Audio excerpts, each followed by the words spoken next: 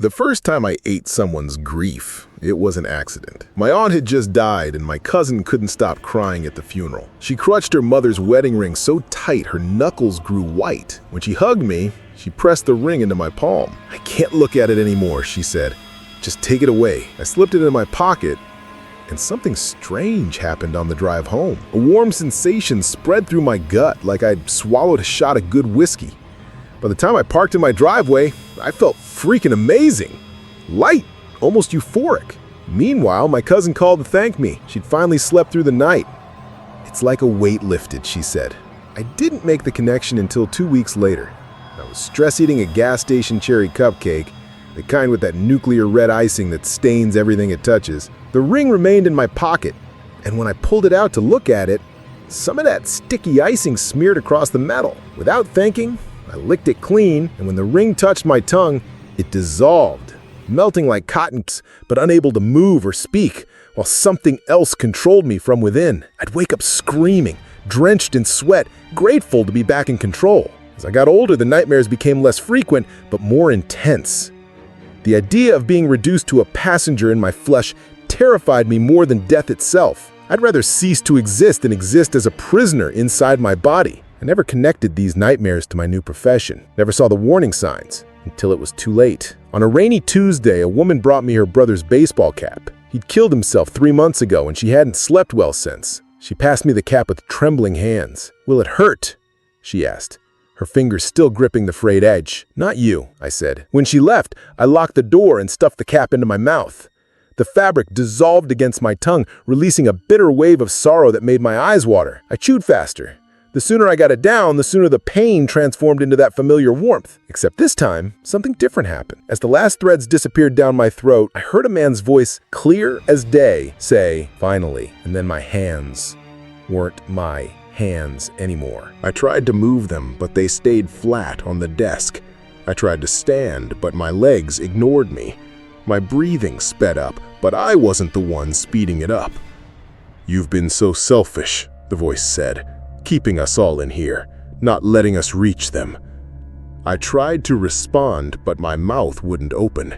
Panic crawled up my spine as I realized what was happening. I was still here, still conscious, but I wasn't in control anymore. I was a passenger in my own body. My lifelong nightmare was unfolding in real time. The terror I'd woken from 100 times was now my waking reality. "It's our turn now," another voice in my head said. A woman's voice, elderly, unfamiliar. "You've kept us quiet long enough." The next few hours were a blur of psychological torture. My body moved without my permission. My hands opened drawers, searched through files, and found my client list.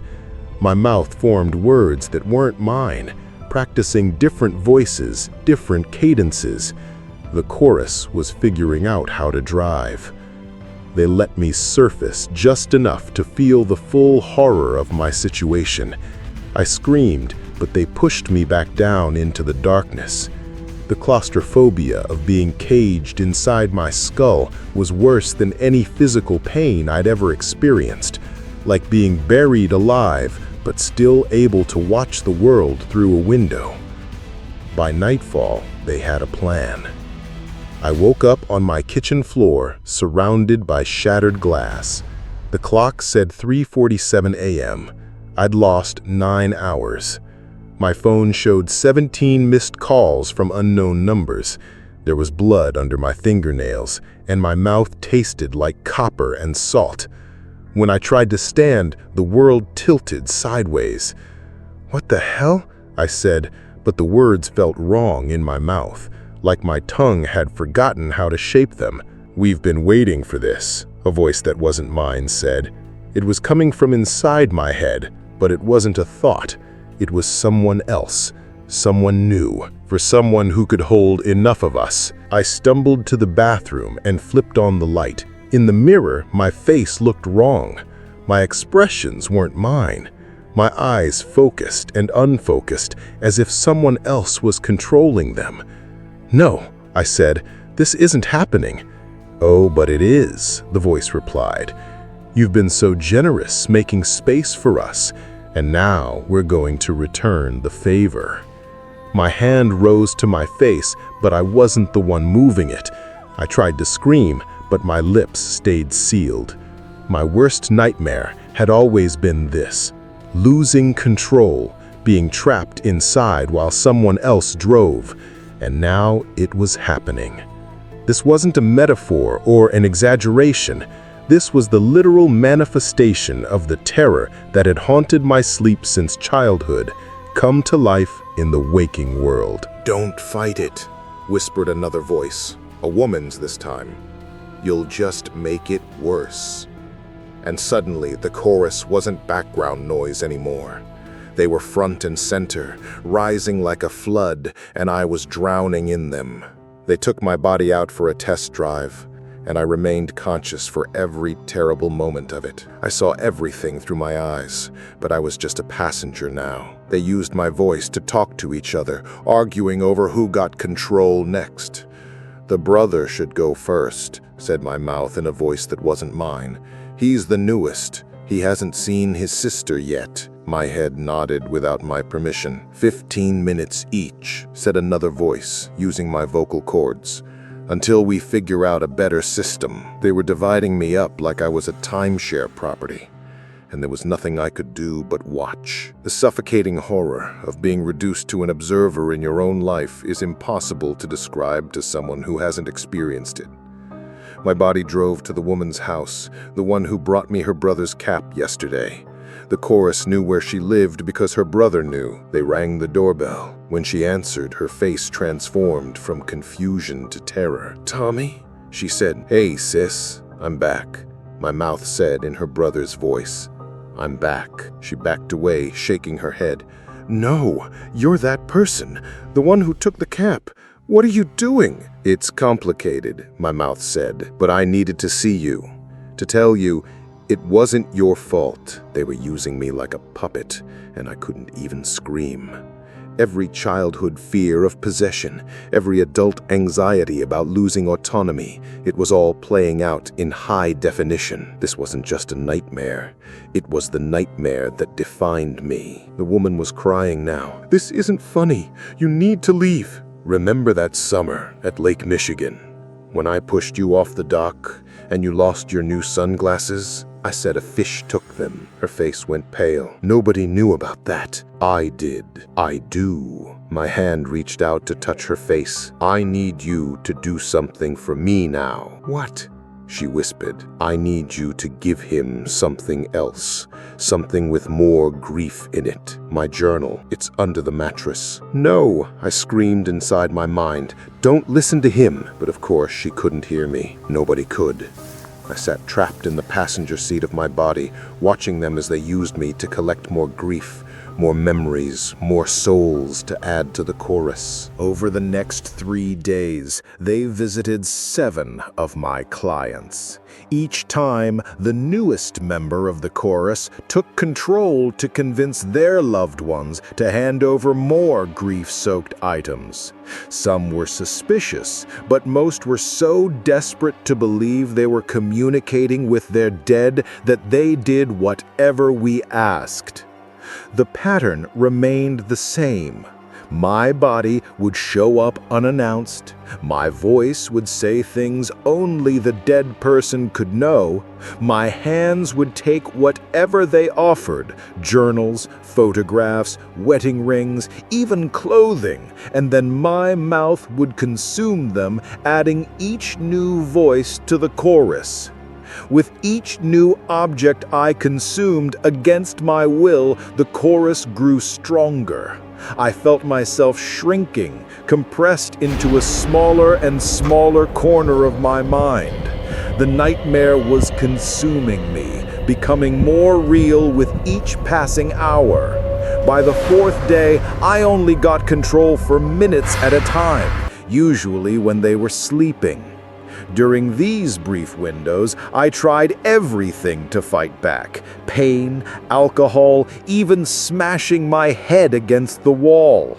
Nothing worked. They just laughed and took back control, their voices overlapping in a discord of mockery. The only time they let me surface was when they needed me to know something, like tonight, as my body lay on my bed, staring at the ceiling with eyes that no longer belonged to me. "We're going to the cemetery tomorrow," explained the first voice, my cousin's mother. "We've decided it's time to expand our operation." "What do you mean?" I thought of them. "Fresh grief is the sweetest," said another voice. "We're going to find those in mourning and offer our services directly." "No," I thought, "I won't let you." They laughed, a cacophony of unique tones, all using my vocal cords. "You don't have a choice anymore. You're just the vessel now." And I realized they were right. I'd been so focused on fighting for control that I hadn't considered the alternative. Maybe I couldn't drive anymore, but I could still crash the car. While they debated their plans, I reached deep inside myself to the place where my grief lived. Not their grief, mine. The pain I'd been running from my whole life. I found the memory of my father's death, the overdose I discovered when I was 14. My suicide occurred 2 years later. The friend who died in my apartment while I was out buying more drugs for us. All the grief I'd never processed, never acknowledged, never consumed. I pulled it up like poison from a well, and before the chorus realized what I was doing, I turned it on them. Grief is a living thing. It grows, changes, and evolves, and when you feed it, it gets stronger. My grief flooded through the mental space the chorus occupied. As the grief-feeding entities touched them, they screamed. Entities unfamiliar with grief themselves. They'd only been the echoes, the impressions left behind. Never had they been the source. "Stop!" they shrieked as my grief engulfed them. "You wanted grief. Here it is, all you can eat." I forced every painful memory through my consciousness, every loss, every regret, every moment of despair I had ever experienced. I'd spent my life running from these feelings, but now I embraced them. They were my weapons. The chorus splintered under the assault. Some voices faded altogether, others fragmented into whispers. A few of the strongest pushed back, trying to regain control, but the assault weakened them.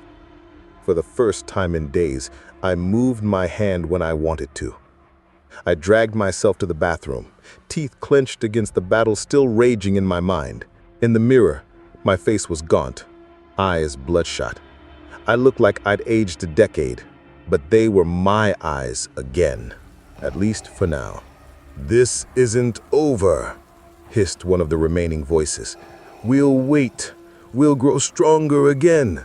"No," I said aloud, my voice hoarse but my own. "You won't." I opened the medicine cabinet and removed a pocket knife, the one my grandfather gave me before he died. The one object I'd never consumed despite its grief potential, because it was too precious. I put it in my mouth. Cold metal touched my tongue. I bit down, feeling it dissolve, but this time, instead of swallowing the grief, I focused on my grandfather's love, the pride in his eyes when he gave me this knife. He taught me to whittle. Wonderful memories accompanied the pain. The knife dissolved into a burst of emotion, not just grief, but joy, love, pride, nostalgia. And I realized my mistake all these years. Grief, it's not the pain that destroys you. It's all that love suddenly homeless, pounding on your ribcage, demanding somewhere to exist. And by consuming only the pain, I'd been creating these hungry ghosts, these fragments of people composed of sorrow. I opened my mouth ready to tell them this revelation, but there was no response. The chorus had gone silent, for now, at least. The next morning, I purged my apartment of all the grief objects I'd collected over the years. Not by eating them, I'd never do that again, but by returning them to the families they belonged to. Some people were angry when I showed up at their doors. Others were confused.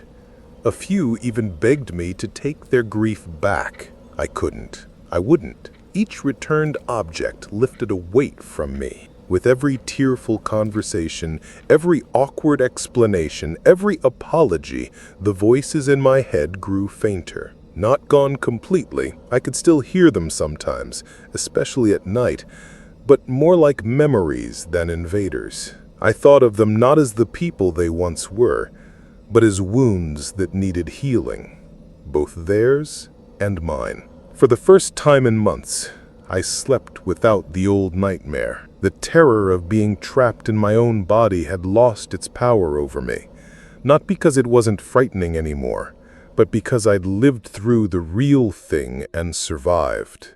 I'd faced my worst fear and come out the other side. I stopped taking clients, moved to a different neighborhood, and changed my phone number, but people still found me, desperate for relief from their pain. Instead of eating their grief, I listened to their stories. Sometimes that was enough, sometimes it wasn't. But it was honest work, at least. A week after my liberation, a man brought me his daughter's teddy bear, cancer. She was 7. "Can you take it away?" he asked, tears streaming down his face. "I can't live with this pain." I sat with him for hours as he talked about her favorite ice cream flavor, the way she insisted on wearing mismatched socks, how brave she was at the end. Before he left, I told him the truth, that grief is just love with nowhere to go, that the pain he felt was the other side of how much he loved her, that healing doesn't mean forgetting. I said, "Keep the bear. She loved it, and you loved her. Let it hurt for now. Eventually it'll hurt less, but you'll still have the love." As he walked away clutching the bear, I felt something shift inside me. A few more voices in the chorus faded, replaced by a peaceful silence. I still don't know exactly what I am or how this strange ability works, but I know what I'm not anymore. I'm not a grief eater. I'm just someone who's learning, finally, to digest my own.